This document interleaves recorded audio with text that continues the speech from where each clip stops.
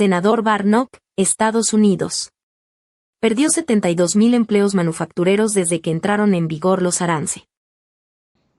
Thank you, Chair Scott, and welcome, Secretary Besant. President Trump promised that his administration would usher in a, quote, golden age of American manufacturing. In September 2024, at a rally in my home state of Georgia, Donald Trump said, quote, "We're going to have a manufacturing boom."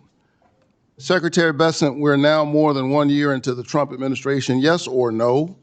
Has there been a manufacturing boom in the United States? There are the beginnings of a manufacturing boom. We have intentions, factory groundbreakings, sir.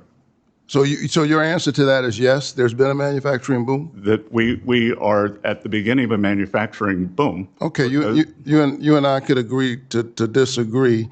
But more importantly, manufacturers are telling us something different. Manufacturers are struggling because of the president's policies, and that's what they keep telling us, and the facts keep telling us. In fact, just this past Monday, the Wall Street Journal published this article entitled, "U.S. Manufacturing is in Retreat, and Trump's tariffs aren't helping."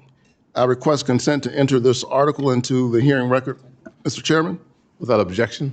Secretary Besant, do you know how many manufacturing jobs the United States has lost since Liberation Day in April 2025, when the president first announced his tariffs? Yes, Senator, because you were out of the room, but it was already brought up. We do many things, sir. I don't need you to tell me where I was. 72,000, and I will point out that the Wall Street Journal 72,000 is not called the Main Street Journal, and they care more about Wall Street than Main Sir, Street. I'm not asking you to opine on the Wall Street Journal. I have 3 minutes. Just answer the questions that I'm actually asking you. So 72,000 manufacturing jobs, according to the Federal Reserve Bank of St. Louis. Thank you for answering the question. Manufacturers shed workers in each of the 8 months after President Trump unveiled his tariffs on what he called Liberation Day.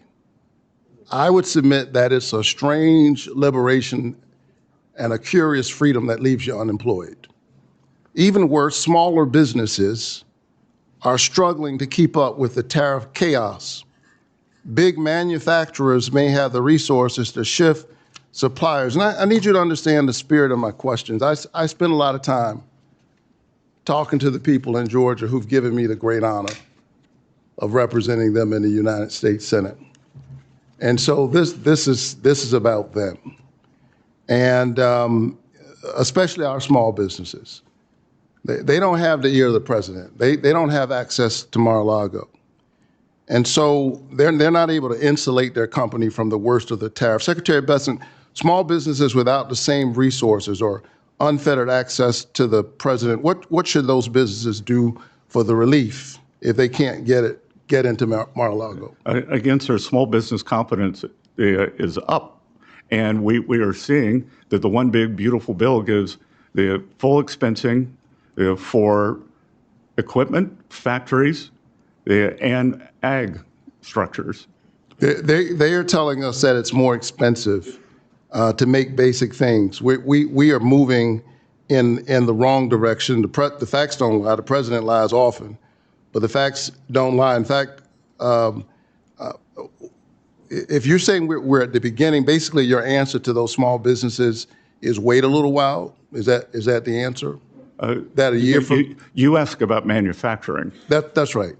So I'm asking you, and I am saying I'm asking you about this manufacturing boom. Will we see something different a year from now? We are going to see it. I was just in my home state, Senator Scott's state, South Carolina, that we are seeing a boom there.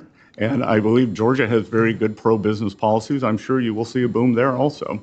The factory build intentions are quite high. I'll tell you what I see. I see, as I talk to folks, that it's more expensive to build things in America. I see that we've lost 72,000 jobs a year into this administration. We've lost manufacturing jobs every month since he called for Liberation Day. And meanwhile, folks who are working in these small businesses trying to make their lives work, they're seeing higher costs. They're seeing their costs go up for groceries. They're seeing their costs go up for electricity. They're seeing their costs go up for healthcare. And I think the American people are still waiting for a solution. So far, we haven't seen one coming out of this Trump tariffs regime. The Baptist preacher is done, and I have no time left. Thank you very much, Mr. Secretary. Inflation. Este sitio puede ayudarte a mejorar tu comprensión de lectura y escucha en inglés. USA Inteligencia Artificial para dividir las oraciones en partes fáciles de entender. Con el reproductor puedes ajustar la velocidad, pausar o retroceder para entender cada frase. Ofrece traducción a 20 idiomas, lo que facilita mucho el aprendizaje. Solo escribe inglés.com en tu navegador y pruébalo ya.